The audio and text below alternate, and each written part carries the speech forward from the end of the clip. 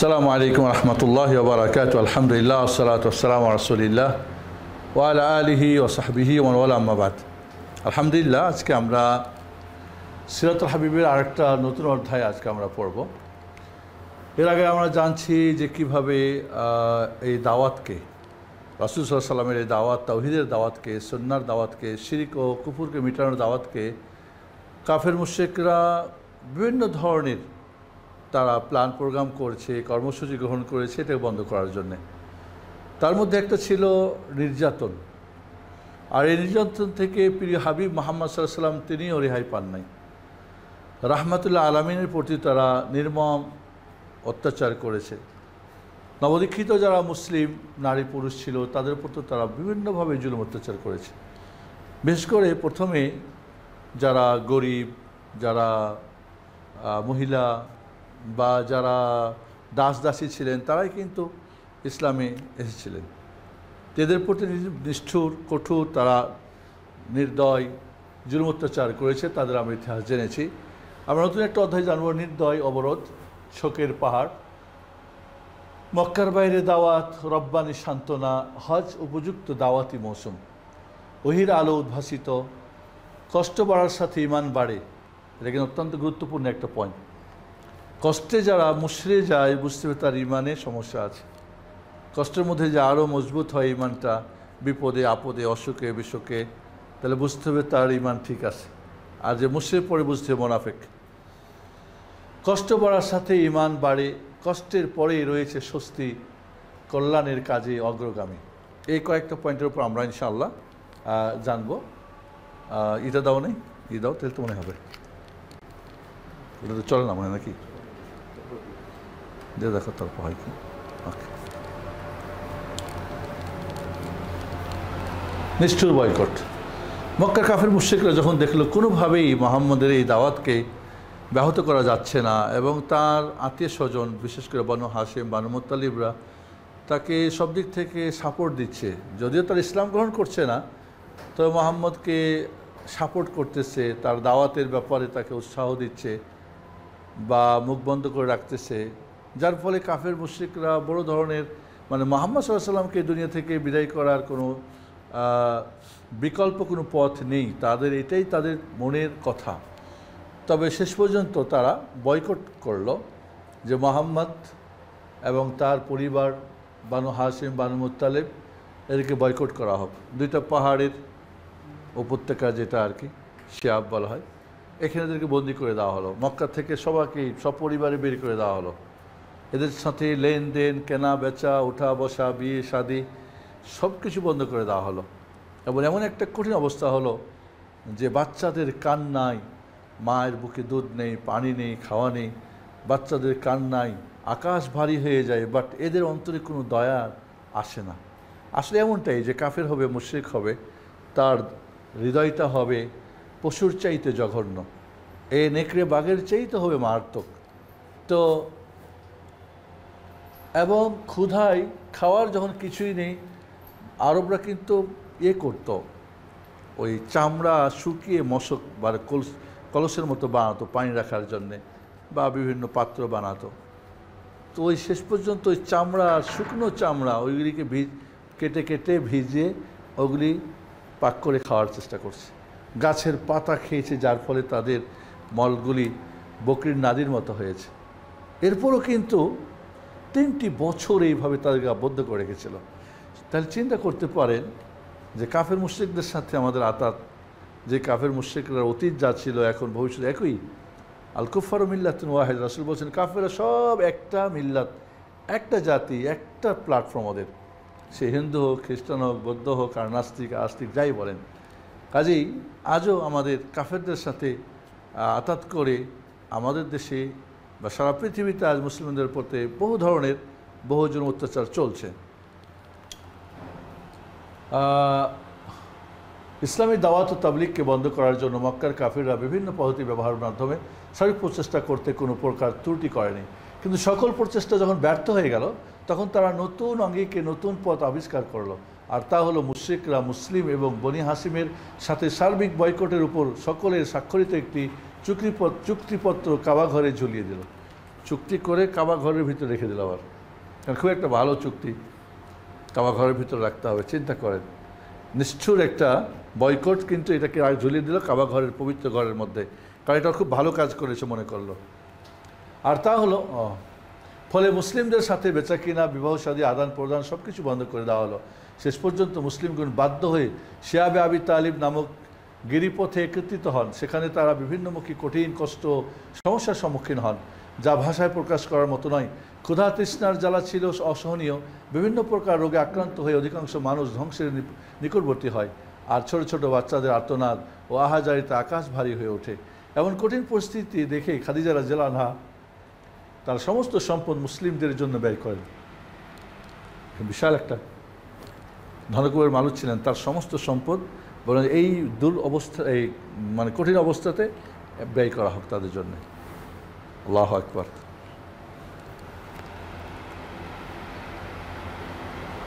এই অসহনীয় কষ্ট সত্ত্বেও কেউ তাওহীদ ছেড়ে কুফর ও শিরকের দিকে ফিরে আসেননি।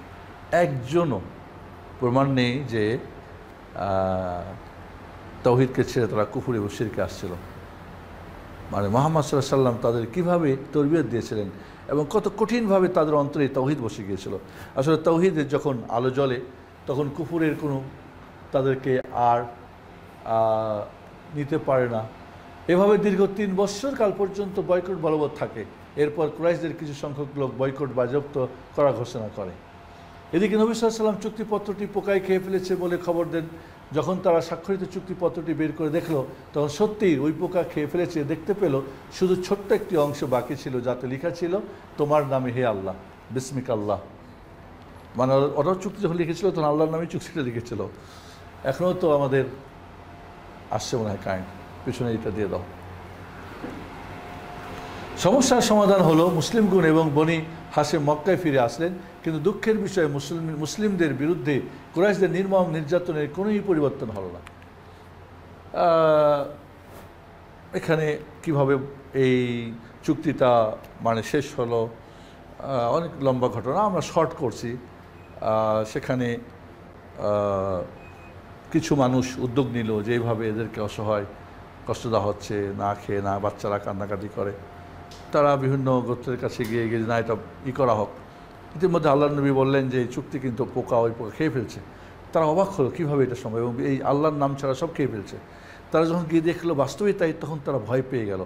কারণ তারা ভয় করতো, কারণ জানতো এর আগেও আমরা জেনেছি কাবা কি মক্কা দোয়া কবুলের জায়গা।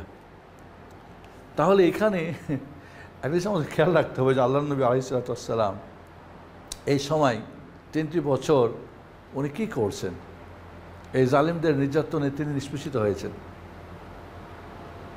উনি কি মিছিল করছেন, মিটিং করছেন, আল্লাহকে বলছেন আল্লাহ তুমি দেখো না, অভিযোগ করছেন না? এইভাবেই, কারণ যারা এই তাওহীদে এসেছে তাদের পরীক্ষা হবে, পরীক্ষা নিরীক্ষা হয়ে এদের দিয়ে সামনের দিন উন্মোচিত হবে, আলো উদ্ভাসিত হবে। এই নরবরে টরবরে মুনাফিক টুনাফিক দিয়ে কাজ হবে না। জি, তাহলে এইভাবেই আজ আপনি যদি দেখেন যে ফিলিস্তিনে দেখেন, আপনি কাশ্মীরে দেখেন, বসনিয়া হার্জেগোভিনা আপনারা ঘটনা শুনেছেন কিছু বছর আগে যে যুদ্ধ চলেছে। আপনারা ইরাকে, সিরিয়াতে, ইরানে সবসময় মুসলিমদের প্রতি কাফের মুশরিকরা যে জুলুম অত্যাচার করছে এটা।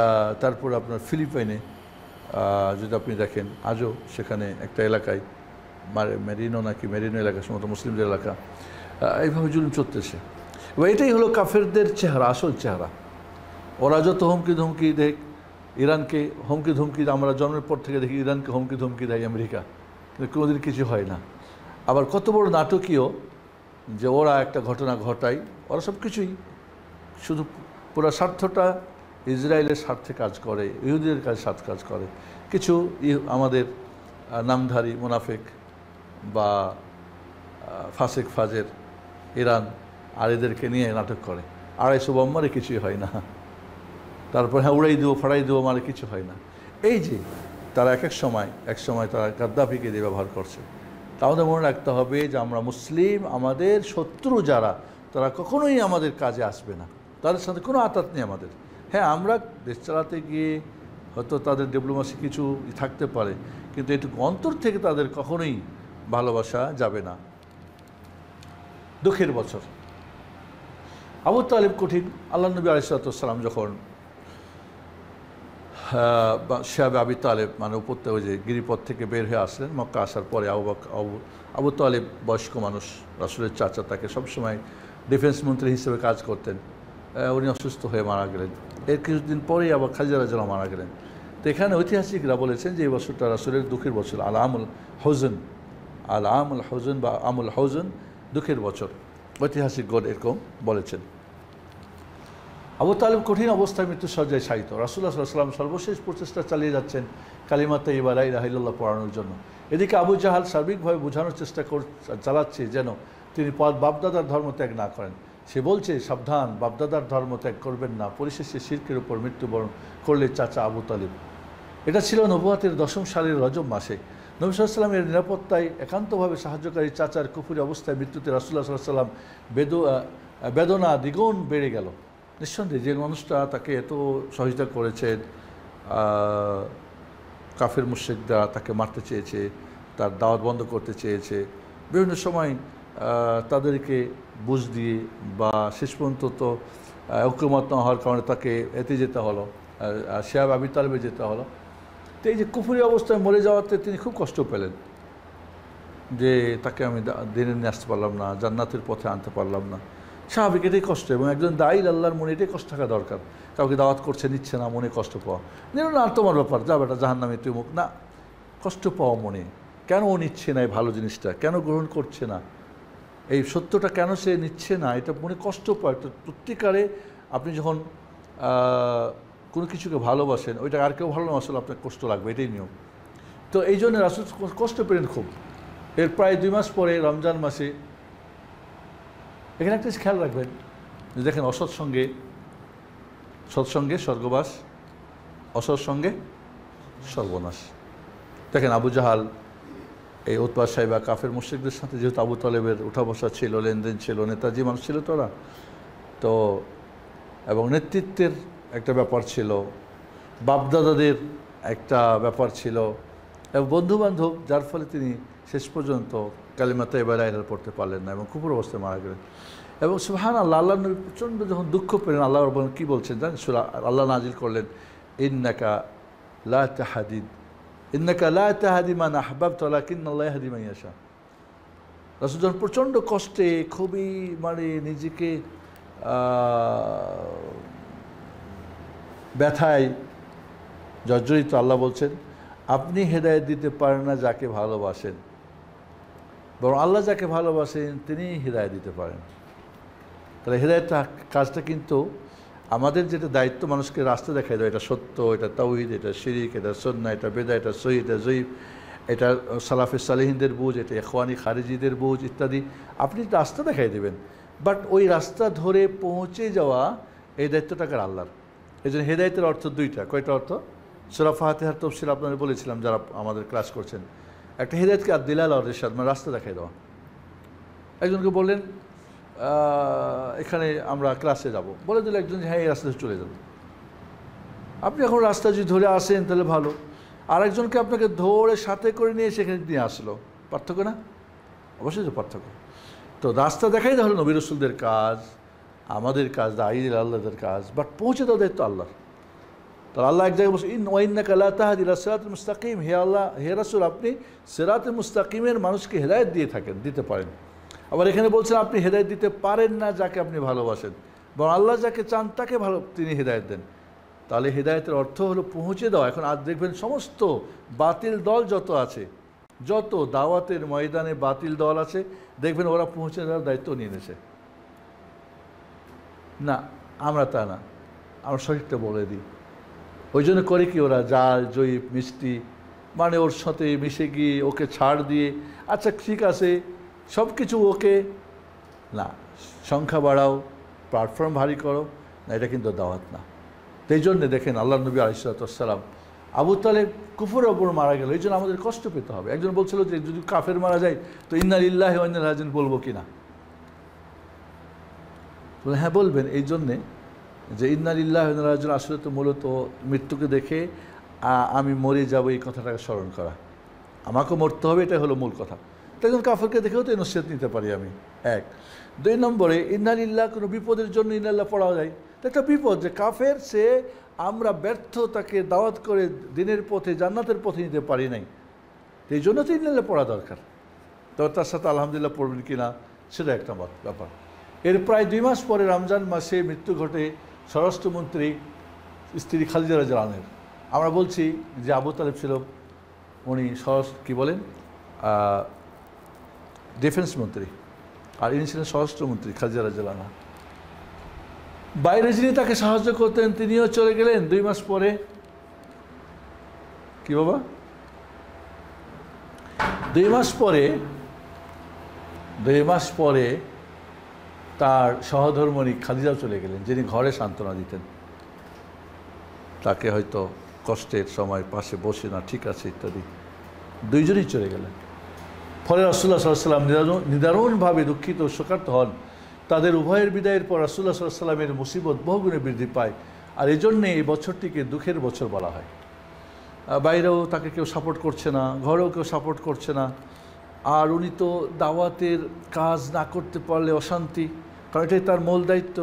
এই ওয়াজিফা বা চাকরিটা কার পক্ষ থেকে? আল্লাহ রাব্বুল আলামিনের পক্ষ থেকে। তারা তাকে দায়িত্ব দিয়েছেন, এই দায়িত্ব এখন ব্যাহত, বাইরেও ঘরেও কি করবেন? এই জন্যে এই বছরটাকে বলা হয় দুঃখের বছর। প্রতিটি মানুষের জীবনে আসতে পারে এরকম দুঃখের বছর। একটা মানুষের জীবনে দুঃখের একটা সময় আসবে, তবে দুঃখের পরে সুখ আসবে, এটাই কিন্তু মনে রাখতে হবে। আপনার জীবনে হয়তো ব্যর্থতা আসবে, তবে এটা ক্ষণিকের।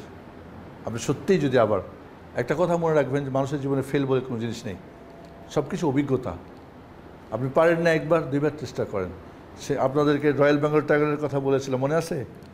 রয়্যাল বেঙ্গল টাইগার 100 বারও যদি, মানে এটা বাস্তব, যিনি দেখেছেন আমাকে বলছেন, আমি সুন্দরবনে যেতাম, যে ধরেন এটা একটা রেখা, ঠিক এখান থেকে উনি টার্গেট করছে ওই বরাবর উঠবে, যদি স্রোত তাকে ডানে বামে নাই বিন্দু পরিমাণে, সে আবার আসবে ওখান থেকে এখানে, একটা হংকার মারবে, গায়ে শক্তি নেবে, এবং সে যুদ্ধ, মানে কেন আমি পরাজিত হলাম, 100 বারও যদি তাকে যেতে হয় যাবে, কিন্তু পরাজিত হতে রাজি না, স্রোতের কাছে ডানে বামে যেতে রাজি না।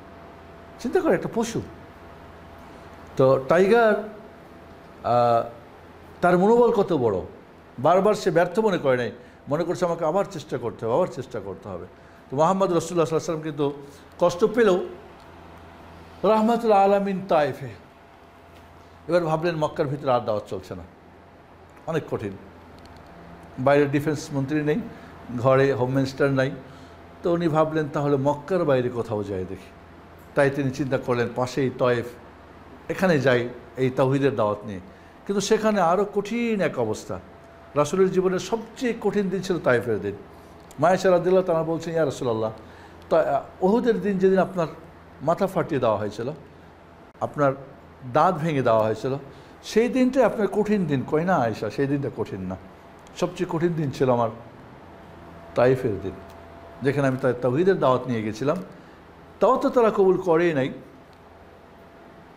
নাই, আমাকে গালিগালাজ করেছে, বরং তাদের ছোটো ছোটো বাচ্চাদের হাতে লেলিয়ে দিয়েছে, তারা পাথর মেরে আমার সমস্ত শরীরকে জর্জরিত করে, আমার রক্তে আমার পায়ের 2টা জুতাও হয়ে গেছিলো, জমাট বেঁধে গিয়েছিল।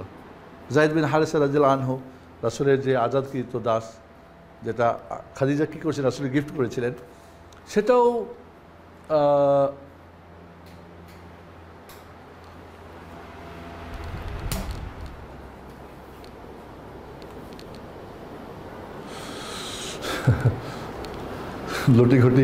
ঘটি বাটিলে দৌড়াইতে হয়, মুশকিল দিয়ে। এটা একটা কিছু করো তোমরা, তো ইঞ্জিনিয়ার মানুষ, তোমাদের মাথায় বুদ্ধি নেই রে, কী করো তোমরা? হ্যাঁ,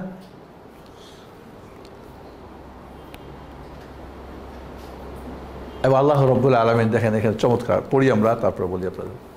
কুরাইশরা যখন সার্বিক সীমালঙ্ঘন ও মুসলিমদেরকে বিভিন্ন প্রকার কষ্ট দেওয়ার পথ সুগম করেই চলল, এবং রাসূলুল্লাহ সাল্লাল্লাহু আলাইহি ওয়াসাল্লাম তাদের মঙ্গলের আশা ছেড়ে দিলেন, তখন তায়েফবাসীর হেদায়েতের আশা নিয়ে নবুয়তের 10ম সালের শাওয়াল মাসের দিকে 619 ইংরাজি সনের জুনের শেষে অথবা জুলাইয়ের শুরুতে সেদিকে রওনা হলেন। মক্কা থেকে তায়েফের দূরত্ব প্রায় 60 মাইল। চতুর্পার্শ্বে বিশাল বিশাল পাহাড়ে বেষ্টিত তায়েফের সফর সহজ ছিল না, তবু অনেক কষ্ট করে যায়েদ ইবনে হারেসা রাদিয়াল্লাহু আনহুকে সঙ্গে নিয়ে সেখানে পৌঁছলেন। হয়তো যারা তায়েফ গিয়েছে দেখেছেন, আসলে যেটা রাসূল যে পথটা দিয়ে গিয়েছিলেন সেই পথটা এখন আছে, কিন্তু এটা এখন আর হয় না, বন্ধ করে দিয়েছে। তো এক কঠিন একটা জায়গা, অসমতল, পাহাড় পর্বত ভেঙে উঠে ডানে বামে উঠে, তারপরে অনেক বড় আশা নিয়ে, দাওয়াতের অনেক বড় আশা নিয়ে তিনি পৌঁছলেন, ওপরে উঠাই দাও। কিন্তু দুঃখের বিষয়, তাদের থেকে হেদায়েত কবুলের কোনো লক্ষণ পেলেন না, বরং দুর্বৃত্তরাও দুর্ব্যবহারের সীমা অতিক্রম করে রাসূলুল্লাহ সাল্লাল্লাহু আলাইহি ওয়াসাল্লামকে কষ্ট দেওয়ার জন্য উচ্ছৃঙ্খল বালকদের উস্কানি দিল। ওরা রাসূলুল্লাহ সাল্লাল্লাহু আলাইহি ওয়াসাল্লামকে পাথর ছুঁড়তে লাগলো এবং মেরে রক্তাক্ত করে দিল। নবী সাল্লাল্লাহু আলাইহি ওয়াসাল্লামের জীবনের সবচেয়ে কষ্টের দিন ছিল এই তায়েফের দিন। রাসূল সাল্লাল্লাহু আলাইহি ওয়াসাল্লাম একসময় গিয়ে একটা খেজুরের বাগানে, কী বলে, আঙ্গুরের বাগানে গিয়ে এখানে অচেতন হয়ে গেলেন, এবং যখন তার ঘুম ভাঙল, মানে তিনি চেতন হলেন বা হুঁশ ফিরল, সেন্স ফিরল, তখন তিনি ওই বাগানে যে একটা দাস ছিল ও কিছু আঙ্গুর নিয়ে এসে দিল খাওয়ার জন্য। তো উনি বিসমিল্লাহ বলে খেলেন। তো বলল বিসমিল্লাহ। তো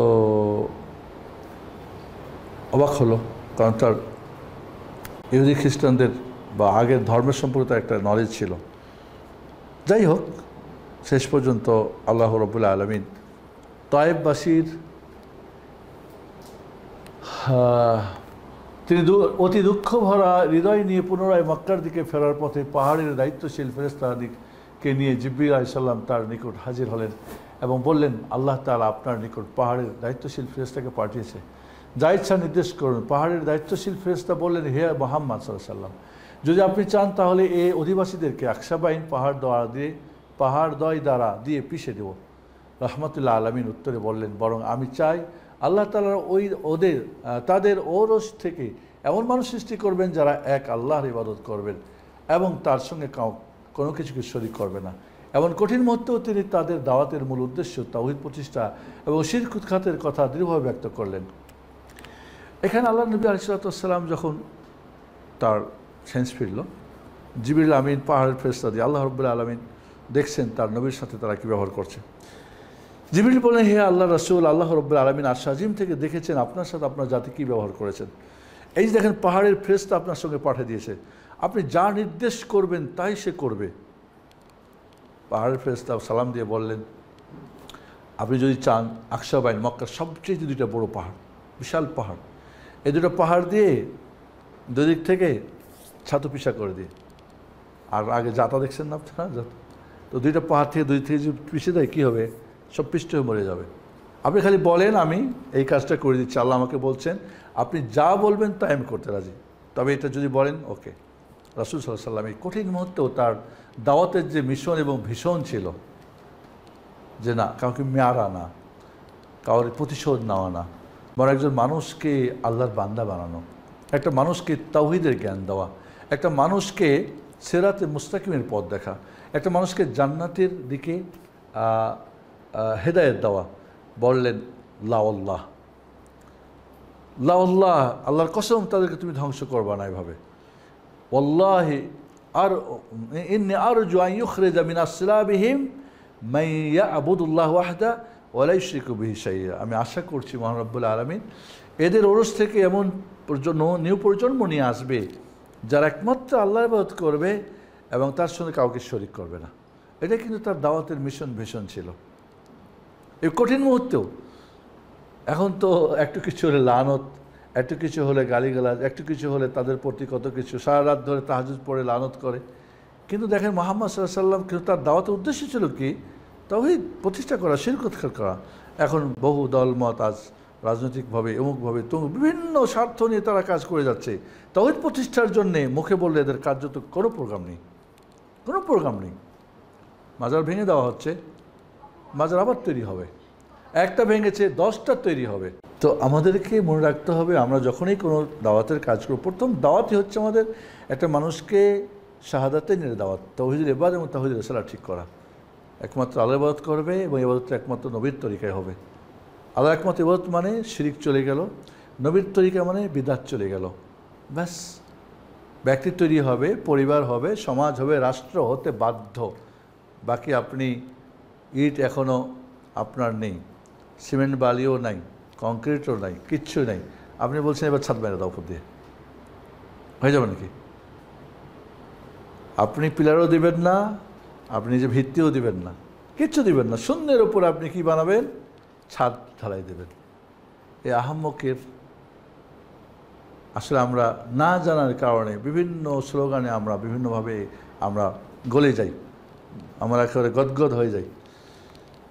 মা আয়েশা সিদ্দিকা রাদিয়াল্লাহু আনহা রাসূলুল্লাহ সাল্লাল্লাহু আলাইহি ওয়াসাল্লামকে জিজ্ঞাসা করেন, ওহুদের দিনের চাইতেও কি আর কোনো দিন আপনার জাতি থেকে বেশি কষ্ট পেয়েছিলেন?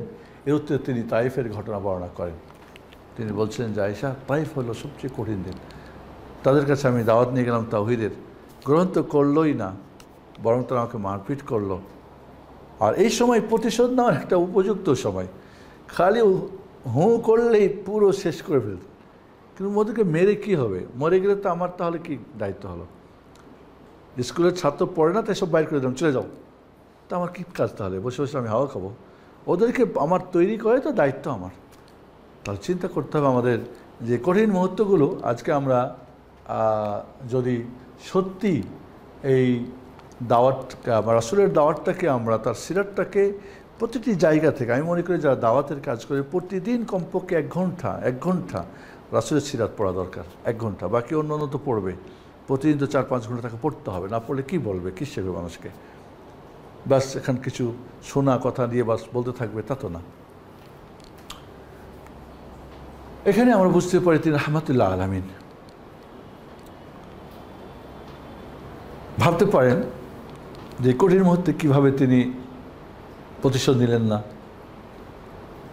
এবং তার সত্যিকার তার যে দাওয়াতের ভীষণ মিশনটাকে উনি ওই সময় ভুললেন না, যে না না না এটা হয় না। এখনকার হলে তো ঠিক আছে, ঠিক আছে, ওদের সব শেষ করে দাও, শেষ করলেই তো হলো না। হ্যাঁ, যেটা বলছিলাম যে মাজার একটা ভেঙে দেবে, আরও 10টা তৈরি করবে। কিন্তু যদি এদের মনের মাজার ভেঙে দেওয়া যায়, তাওহীদ দেওয়া যায় এদেরকে, তখন এরা আর ভাঙবে না, ওরা নিজেরাই তখন ভাঙবে। তখন কি করবে? ওরা নিজেরাই ভেঙে ফেলবে। এটাই হলো দাওয়াতের নীতিমালা। মক্কার বাইরে দাওয়াতের আলোর ঝলক। একটু উপরে উঠাও শাহিন।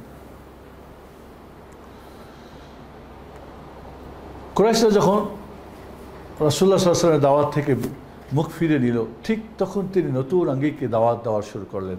হজের সময় যে সকল জায়গায় লোকজন একত্রিত হতো, সেখানে গিয়ে তিনি তাদেরকে ইসলামের দাওয়াত দিতে এবং সঠিক দিন বুঝাতে লাগলেন। কিন্তু তার চাচা আবু লাহাব মানুষদেরকে তার দাওয়াত থেকে দূরে রাখার জন্য সর্বপ্রকার চেষ্টা চালাতে থাকল। মক্কায় হজের সময় বিভিন্ন লোকজনরা আসতো, তখন দেখলেন যে মক্কার বাইরের লোকজনকে তাদের দাওয়াত দিই, মানে সবার কাছে গিয়ে বলতেন, কে আমাকে মাইয়ানসুরনি, কে আমাকে সাহায্য, মাইয়া অবিনী, কে আমাকে আশ্রয় দেবে, কে আমার এই তাওহীদের দাওয়াতে সহযোগিতা করবে। এইভাবে তিনি 1 জন 2 জন 3 জন যেখানে পাইতেন গিয়ে বসতেন। কিন্তু যখন তিনি দাওয়াত দিতেন, আবু লাহাব বলতে এত পাগল, এর কথা শোনো না, এ তো কবি, এ তো জাদুঘর, বিভিন্নভাবে, এবং তাকে প্রহারও করতো, মারধরও করতো, কেন তুমি এই সমস্ত কাজ করো, মানে এইগুলি কাজ করত। এভাবে তিনি একদিন ইয়াসরিব মানে মদিনার পুরাতন নাম, ইয়াসরিব, মদিনাকে বলা হতো ইয়াসরিব, এক দলের নিকটে এসে ইসলামের দাওয়াত কিছু কি ছুটে গেল নাকি এর মধ্যখানে? দেখো তো একটু সামনে উপরে নত, ঠিক আছে। এভাবে তিনি একদিন ইয়াসরিবের এক দলের নিকটে এসে ইসলামের দাওয়াত পেশ করলেন। তারা মনোযোগ সহকারে তার কথা শোনার পর সবাই ঈমান আনলেন এবং তার আনুগত্যের স্বীকৃতি দান করলেন।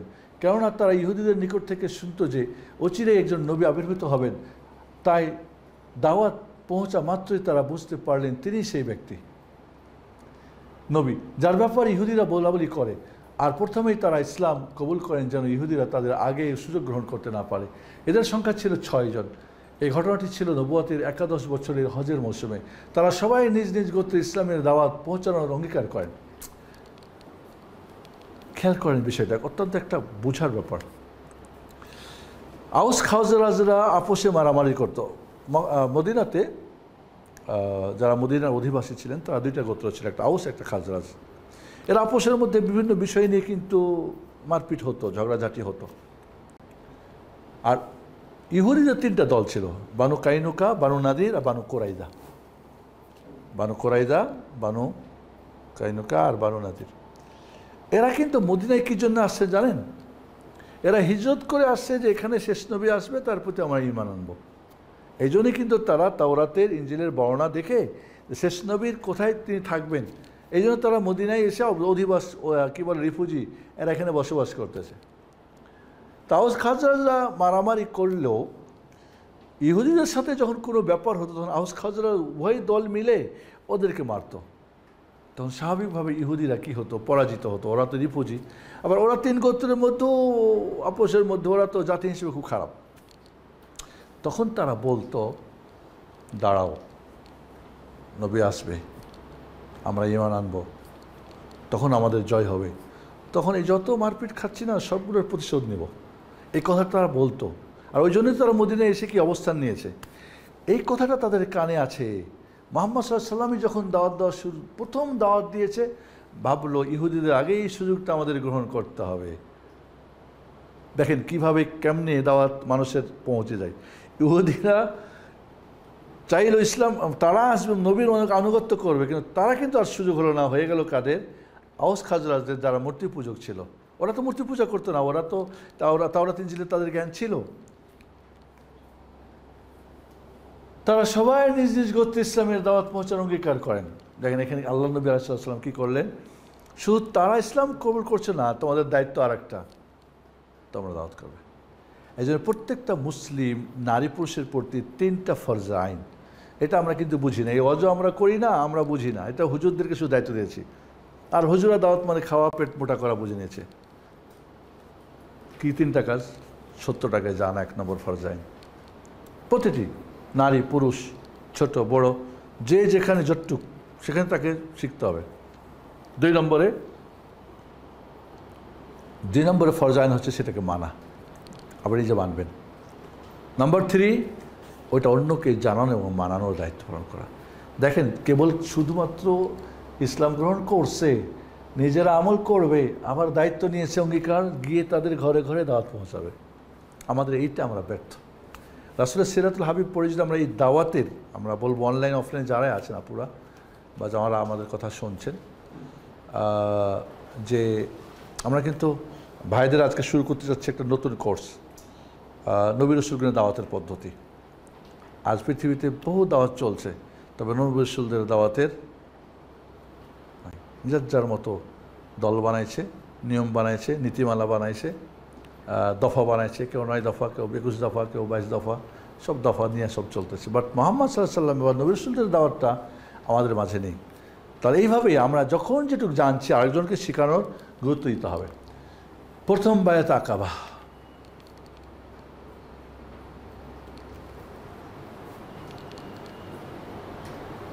ওকে, আরেকটু পড়া হবে। এরপরের বছর হজের সময় ইয়াসরিব থেকে রাসূলুল্লাহ সাল্লাল্লাহু আলাইহি ওয়াসাল্লামের কাছে 12 জন লোক আসেন। মানে এরা 6 জনে একজন করে হলো বানাইছে, 12 জন হজে আসছে। বাকি হয়তো পরিবারে আরও হয়তো অন্যদের কাছে দাওয়াত পৌঁছেছেন। নবী সাল্লাল্লাহু আলাইহি ওয়াসাল্লাম কোরআন কারিমে বর্ণিত মহিলাদের বায়াত অনুরূপ তাদের সঙ্গে প্রথম বায়াত করেন। রাসূলুল্লাহ সাল্লাল্লাহু আলাইহি ওয়াসাল্লাম তাদেরকে ইসলামের তালিম শিক্ষা দেন এবং তাদের সঙ্গে মুআল্লিম, শিক্ষক, দায়ী বা আহ্বায়ক ও দূত হিসাবে মুসাব ইবনে উমাইর রাদিয়াল্লাহু আনহু ইয়াসরিবের মদিনায় পাঠান। 10 জনকে ওই হজের মৌসুমে যতটুকু পারলেন তিনি শিখালেন, এই 12 জনকে, এবং তাদের সাথে একজনকে দায়ী হিসাবে, মুআল্লিম হিসাবে, রাষ্ট্রদূত হিসাবে যদি বলেন, মুসাব ইবনে উমাইরকে নির্বাচন করলেন। মাত্র 17 বছরের যুবক।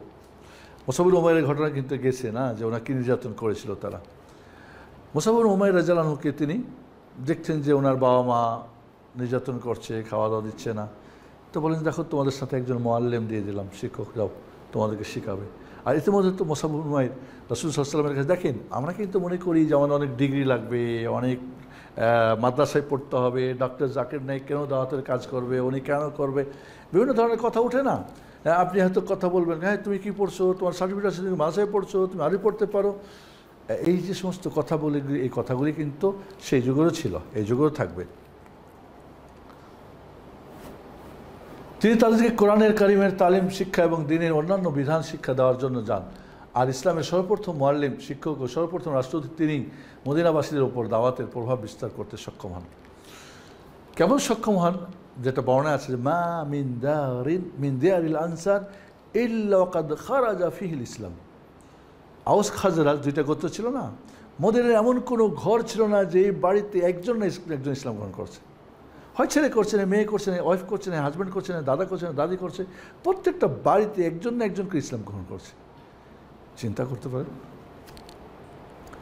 এইভাবেই যদি আমরা কাজ করি সম্ভব, সবাই নিবে এমন কথা না, কিন্তু এইভাবে নিবে। এইটাই যখন আপনি আল্লাহর কাজ করবেন না, আল্লাহ আপনাকে সাহায্য করবে। ওপরে উঠাও। তাহলে 12 জনের এবং মুসাব ইবনে উমাইর গিয়ে এবার দাওয়াত করছে। এবার কি হলো দেখেন, দ্বিতীয় বায়াতে আকাবা, নবুয়তের 13তম বর্ষে 622 ইংরেজি জুন মাসে ইয়াসরিবের 73 জন পুরুষ ও 2 জন মহিলা মুসলিম হজ পালনের উদ্দেশ্যে আসেন। তাহলে 6 থেকে আসলো 12, এরা কিন্তু হজ করতে আসেন, বাকিরা তো যাদের ওখানে ঘরে আছে।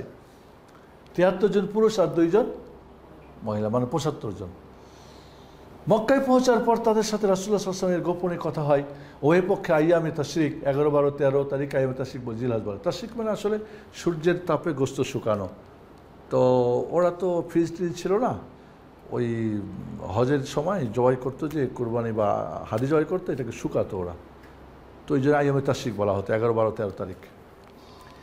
এর মাঝামাঝিতে আকাবার পাশে ঘাটিতে অর্থাৎ মিনার প্রথম জামারার নিকট সমবেত হন। 3টে জামারা আছে না, ছোট, মধ্যম, বড়। এই প্রথম জামারা যেটা, এইখানে তিনি কি ওদের সাথে মিলেন, বসেন। আর এটা হবে সম্পূর্ণ গোপনে এবং রাত্রির অন্ধকারে। রাসূলুল্লাহ সাল্লাল্লাহু আলাইহি ওয়াসাল্লাম তাদেরকে নিয়ে সম্মিলিত হলেন। তারা রাসূলুল্লাহ সাল্লাল্লাহু আলাইহি ওয়াসাল্লাম ও তার দিনের সাহায্য করার। আকাবা কাকে বলে, একটু নিচে নাও। সংকীর্ণ গিরিপথকে বলা হয়। মক্কা থেকে মিনা আসার পথে মিনার পশ্চিম পাশে একটি সংকীর্ণ পাহাড় পথ অতিক্রম করতে হয়। এই গিরিপথ আকাবা নামে পরিচিত। 10 জিলহজ তারিখে সেই জামারাতেও কঙ্কর নিক্ষেপ করা হয় ও তা সুড়ঙ্গ পথের মাথায় অবস্থিত বলে একে জামারায় আকাবা বলা হয়। প্রথম যেটা বড় আকাবা, যেটা জামরাতুল কুবরা, যেটা কুবরা, উস্তা, সুগরা। ওকে, নাও পরে নাও। সর্বদা তাদের, তাহলে কি কি বললো ওরা, উপরে একটু নেই, উপরে, হ্যাঁ, তারা দিনের সাহায্য করার এবং তারপরে নাও সর্বদা তার আদেশ পালনের অঙ্গীকার ব্যক্ত করেন। এ বায়াত সম্পূর্ণ হওয়ার পর তারা ইয়াসরিবে ফিরে গেলেন। বায়াতের দফা, কী কী দফা ছিল? ইমাম আহমদ হাম্বাল জাবের রাদিয়াল্লাহু থেকে এর বিস্তারিত বর্ণনা দান করেন। জাবের রাদিয়াল্লাহু বলেন, হে আল্লাহর রাসূল, আমরা কোন কোন দফার উপরে আপনার বায়াত গ্রহণ করব? তিনি বললেন, ভালো মন্দ সকল অবস্থায় আমার কথা শুনবে এবং আমাকে মানবে। সুখে থাকো, দুঃখে থাকো, কষ্টে থাকো, আমি যা বলবো নির্দিষ্ট মানবে। নাম্বার 1। নাম্বার 2, সচ্ছল অসচ্ছল উভয় অবস্থাতে দিনের জন্য ব্যয় করবে। এটা কিন্তু মারাত্মক। দিনের জন্য ব্যয় করার ব্যাপারে আমাদের অনেকেই ব্যয় যদি না করেন, কারণ একটা দিনকে প্রতিষ্ঠা করতে গেলে অবশ্যই ডায়েরির খরচ আছে, বই পুস্তকের খরচ আছে, প্রোগ্রাম করতে আছে, মানুষকে যারা অসহায় তাদেরকে দেওয়ার ব্যাপার আছে, অনেক হয়তো ইসলামের পথে আসতে চাচ্ছে, বাধা আছে, তাকে সেখান থেকে বাধামুক্ত করার জন্যে হয়তো যুদ্ধে বন্দী হবে, বিভিন্ন প্রয়োজন আছে। এই জন্য দেখেন ব্যয়, অর্থ, মানে আল্লাহর পথে খরচের ব্যাপারটা অত্যন্ত গুরুত্বপূর্ণ। সৎ কাজের আদেশ এবং অসৎ কাজের থেকে নিষেধ করবে, সৎ কাজ আদেশ করবে, অসৎ কাজ নিষেধ করবে। 4, আল্লাহর পথে সত্য কথা বলবে, তাতে কোনো নিন্দুকের নিন্দার পরোয়া করবে না। এটা কিন্তু মারাত্মক কথা। আমরা সময় সত্য কথা বলতে বুঝি এখানে তমক বা কী বলবে মানুষ, না, আপনি সত্য কথা সত্যভাবে বলেন। আপনি বলছি না কর্কশ করে বলেন, আপনি বলেন না আপনি কোনো উচ্চবাচ্য বলেন, সত্যটাকে সত্যভাবে আপনি বলার চেষ্টা করেন। এটা খুবই জরুরি। তোমাদের কাছে যাওয়ার পর আমাকে ওইভাবে সহযোগিতা ও সংরক্ষণ করবে যেভাবে তোমরা নিজেদের ও স্ত্রী সন্তানদের সংরক্ষণ করো। কঠিন একটা পথ। আমি যাব তোমাদের কাছে, তোমরা আমাকে আশ্রয় দিবে বলছো, সাহায্য করবে, তোমার নিজের পোলাপান, স্ত্রী পোলাপান যেভাবে সাহায্য করো আমাকে ওইভাবে রক্ষা করবে। এর বিনিময়ে তোমাদের জন্য রয়েছে জান্নাত। বায়াত পরিপূর্ণ হওয়ার পর রাসূলুল্লাহ সাল্লাল্লাহু আলাইহি ওয়াসাল্লাম তাদের মধ্যে হতে 12 জনকে দায়িত্বশীল নিযুক্ত করলেন। দেখেন 12 জন নাকিব বানালেন। নাকিব 12 জনকে দায়িত্বশীল। এই 12 জন তোমরা এই ভাগ করে করে দাওয়াত করবে, দিনের কাজ করবে, পরামর্শ করবে। কত সুন্দর, চমৎকার। এরা নাকিব বা মুখপাত্র হিসাবে তাদের মধ্যে বায়াতের এই দফাসমূহ বাস্তবায়ন করেন। তাদের মধ্যে আউস গোত্র থেকে ছিল 3 জন এবং বাকি 9 জন ছিল খাজরাজ গোত্র থেকে। এবং দেখেন 2 গোত্র থেকে নেওয়া হলো। পর্যন্তই থাক, ওটাও দেখি কি এরপরে আছে। হ্যাঁ, আমরা এখানে দারুল হিজরত, বিদ্বেষী সিদ্ধান্ত, দিনের বিরুদ্ধে ষড়যন্ত্র, নতুন ইসলামী সমাজ প্রতিষ্ঠা, দিনই ভ্রাতৃত্ববোধ, এই পয়েন্টগুলোর উপর আমরা ইনশাল্লাহ পরে এতে পড়ব, আমাদের সময়ও শেষের দিকে। তো আলহামদুলিল্লাহ, সত্যিকারই রাসূল সাল্লাল্লাহু আলাইহি সাল্লামের জীবনীটা আমাদের জন্য একটা আলো এবং আমাদের জন্য আগ্রহ, উদ্দীপনা, আমরা অনুপ্রেরণা পাব। তো আসলে রাসূলের জীবনী তো অনেক লম্বা, অনেক ডিটেলস আছে। আসলে আমাদের এই বইটা, আমি যখন সৌদি আরবে ছিলাম তখন আমার একটা নিয়ত ছিল, আমি যখন 99-এ চলে যাই, আমি কিন্তু 92-এ চলে আসি মদিনা থেকে লেখাপড়া করে, দাওয়াতের কাজ করি বিভিন্নভাবে। এই দেশে আসার পরে আসলে দাওয়াতের পরিবেশ সব কিছু মিলেই কেন যেন এলোমেলো মনে হচ্ছিল। আবার চলে গেলাম সৌদি আরবে, চাকরি নিয়ে চলে গেলাম। এবার এটা বন্ধ করে দাও।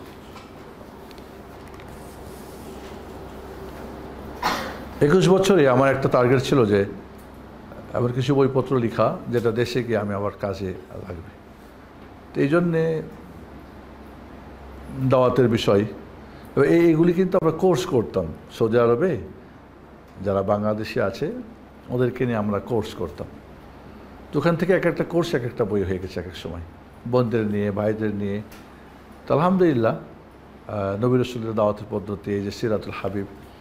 তো আমার একটাই ছিল যে অনেক বই পড়ে, হয়তো 50 খান বই পড়লাম, ওখান থেকে আমাদের মানুষের জন্যে সহজ ভাষায় কোন জিনিসগুলি আনলে ভালো হয়, আমার ছোট জ্ঞানে যতটুকু বুঝছি এইভাবে করা। তো আলহামদুলিল্লাহ, এটা একটা কোর্স ছিল, এটা একটা বই হয়ে গেছে। নবী রাসূলুল্লাহ এইভাবে প্রত্যেকটা, আমার প্রায় 40টা মতো বইয়ের কথা বলছিলাম আমরা। এবং ইসলামী ফিকহ যেটা আপনারা নিয়েছেন অনেকেই, ইসলাম ফিকহ কিন্তু আমার প্রায় 6 বছর লাগছে বইটা, কারণ আমি আমার অফিস টাইমে করি না এটাকে। ফজর নামাজ পড়ে দোয়া কালাম করে বসতাম, 9টায় অফিস ছিল, 8:30 পর্যন্ত লেখালেখি করে গিয়ে একটু নাস্তা করে উজু টুজু করে আবার অফিসে বসতাম। তো এই সময়টা প্রায় 6 বছর আমার লাগছে। বইটা আসলে অনেক চমৎকার বই, এবং এই বইটাকে আমরা পার্ট পার্ট করি, বই 100টা বই হবে, 100টা বই করা যাবে পার্ট পার্ট করি, এবং চমৎকার চমৎকার বিষয়ের উপরে। তো আলহামদুলিল্লাহ, আমি আশা করি যে ভবিষ্যৎ বাংলাদেশে আরও উজ্জ্বল হবে। এক ফেরাউন চলে গেছে, আর এক ফেরাউন আসবেন এমন না। তবে আশা করছি যে বর্তমান তত্ত্বাবধায়ক সরকার যেভাবে উদ্যোগ নিচ্ছেন, বা ডক্টর ইউনূস সাহেব যেভাবে তার চিন্তাভাবনা, যে এই দেশে একটা দেশ গড়ার তার একটা স্বপ্ন, এবং এই জাতিকে এগিয়ে নেওয়ার জন্য এখন আমরা যদি আল্লাহ আমাদের ভাগ্যে রাখেন, এবং আমরা মনে করি যে দিনের বিকল্প কিছুই নেই, এই গণতন্ত্র দিয়ে কখন কিছু হবে না। গণতন্ত্র আমার চোর বাটপাতদের সব, এর আগে আমরা দেখেছি যে আসছে সেই চুরি চামারি, এবং তার প্রভাব, এবং তার কেউ হাওয়া ঘর আর কেউ আয়না ঘর, এই সব কিছু করবে। কাজ তখনই সম্ভব যদি আমরা সত্যিই মানুষকে তাওহীদ সুন্নাহ শেখাতে পারি। তাওহীদ একমাত্র তোমার জীবনের যা কিছু করবে, সুখ দুঃখ ভালো মন্দ সব কিছু আল্লাহর, আর এই সব কিছুকে বাস্তবায়ন করা একটাই তরিকা মুহাম্মদ সাল্লাল্লাহু আলাইহি ওয়াসাল্লামের। তাওহীদ সুন্নাহ যদি কায়েম হয়ে যায়, তার শিরক বিদআত উঠে যাবে, মাজার ভাঙতে হবে না, যারা বানিয়েছে তারাই ভাঙবে, যারা বানিয়েছে তারা ভাঙছে, যারা চুরি করেছে, যারা মদ ছাড়া বাঁচত না, মক্কার কাফির মুশরিকরা মদ ছাড়া বাঁচত না, তারাই মদের কিন্তু সব ভেঙে ফেলেছে। মদিনায় যখন মদ হারাম হয়েছে তখন সব ভেঙে দিয়ে মদিনায় বন্যা বয়ে দিয়েছে। তাহলে একটা মানুষ, আমরা জাতি করতে গেলে মহান রব্বুল আলামিন তিনি জানেন, তিনি বানিয়েছেন এই মেশিনটা, এই বডিটা তিনি বানিয়েছেন, তিনি জানেন কোথায় কোথায় খারাপি, কোথায় কোথায় সমস্যাটা, এবং কিভাবে সমাধান হবে। এবং তিনি প্রায় 1,24,000 নবী রাসূল এই দুনিয়া পাঠিয়েছেন এই একটা কাজের জন্যে, আনি আবুদুল্লাহ ওয়াজতানিবুত তাগুত, ওয়ালাকাদ বাআসনা ফি কুল্লি উম্মাতিন রাসূলা আনি আবুদুল্লাহ ওয়াজতানিবুত তাগুত। সমস্ত মাত্র 2টা কর্ম ছিল, তাওহীদ কায়েম করো, শিরক উৎখাত করো। তাওহীদ মানে তাওহীদুল্লাহ, তাওহীদুর রিসালাহ, আল্লাহর তাওহীদ, রাসূলের তাওহীদ। শিরক মানে কি? আল্লাহর শিরক এবং নবীর সঙ্গে শিরক। বিদআত কিন্তু নবীর সঙ্গে শিরক, আর যেটা শিরক বলি সেটা কিন্তু কি আল্লাহর সঙ্গে শিরক। একটা ইবাদতের শিরক, আর একটা কি রিসালাতের শিরক। তা আসলে আমরা কি বলবো আপনাদেরকে, বর্তমান যেভাবে বহু দল মত পথ সবাই মিলে যার যারটা নিয়ে চলতেছে, কেউ খানকাওয়ালা, কেউ তরিকাওয়ালা, কেউ অমুকালা, কেউ তমুকালা। অরিজিনালি মুহাম্মদ সাল্লাল্লাহু আলাইহি ওয়াসাল্লামের রেখে যাওয়া জামানত এটা কিন্তু থেকে দূরে। ফলে এবং সবাই চাচ্ছে বাস গড্ডালিকায় গা ভাসিয়ে দাও, যেখানে আছে ওখান থেকেই স্বচ্ছ পানি, হিমালয়ের স্বচ্ছ পানি, পাথর গলে কি বলে বরফ গলে যেটা, আর আপনার এই সাগরে আর নদীতে যে পাচ্ছেন এটা এক না, এটাকেই বলছে এটাই তো হলো কি ওই হিমালয়ের পানি। আসলে এখানে আমাদের মানুষকে অনেক কষ্ট করতে হবে, আমাদের দায়ী বাড়াতে হবে, আপনাদের কাজ করতে হবে। মহিলা পরিবেশ অনেক ভালো আমি মনে করি, বোনরা অনেক, খাদিজা যেমন ফার্স্ট, এখনকার খাদিজা বানাতে হবে। খাদিজা সব যুগেই থাকবে, এটা হলো নিয়ম। আল্লাহ সুবহানাহু ওয়া তাআলার কাছে আমরা দোয়া করি যে ইনশাআল্লাহ আমরা রাসূলের এই সিরাত পড়ে আমরা শুধু পড়ব না, আমরা নিজেদের জীবনে এটাকে বাস্তবায়ন করার চেষ্টা করব। তিনি আমাদের আদর্শ, এবং এর মাধ্যমে রাসূলের মহাব্বত, রাসূলের ভালোবাসা, রাসূলের কথাকে অগ্রাধিকার দেওয়া, রাসূলের মডেল, রাসূলকে মডেল হিসেবে নেওয়া, তখনই হবে আমাদের সার্থক ইনশাআল্লাহ। আশা করব রব্বুল আলামিন আমাদের কবুল করবেন। সুবহানাকাল্লাহুম্মা ওয়া বিহামদিকা আশহাদু আল্লা ইলাহা ইল্লা আনতা আস্তাগফিরুকা ওয়া আতুবু ইলাইক। কারোর প্রশ্ন আছে? অনলাইন আপুদের কারোর প্রশ্ন আছে বা আপনাদের কারোর প্রশ্ন আছে?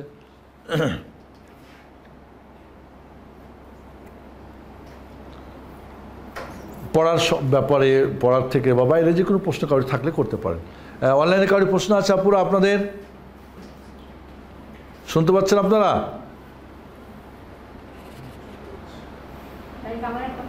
জি আপু বলেন।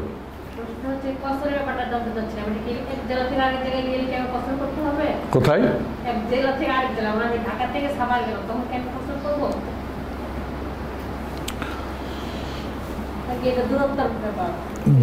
এখানে আপু দূরত্ব সীমা এবং সময় সীমার কথা আছে, বাট এ ব্যাপারে কোনো বিশুদ্ধ হাদিস বর্ণিত হয় নাই।